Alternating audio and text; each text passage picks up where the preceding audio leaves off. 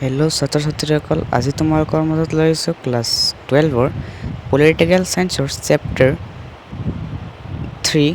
আন্তঃৰাষ্ট্ৰীয় ৰাজনীতিত যুক্তৰাষ্ট্ৰৰ আধিপত্য ইম্পৰ্টেণ্ট তোমালোকৰ কাৰণে শৰ্ট কুৱেশ্যন লৈ আহিলোঁ ইয়াত তোমালোকৰ 30টা মান শৰ্ট কুৱেশ্যন আছে তো তোমালোকে এইবিলাক ভালকৈ চাই লোৱা আৰু প্ৰেক্টিছ কৰি থাকিবা ঠিক আছে এইবিলাক বহুত ইম্পৰ্টেণ্ট কুৱেশ্যন হয় তো তোমালোকে এইবিলাক চাই লোৱা তোমালোক যদি চেনেলটোত নতুন আছে প্লিজ চেনেলটো সাবস্ক্ৰাইব কৰি দিবা আৰু পাশে থকা বেল আইকনখন প্ৰেছ কৰি দিবা আৰু তোমালোকৰ লগৰ বন্ধু বান্ধৱীৰ লগত ভিডিঅ'খন শ্বেয়াৰ কৰি দিবা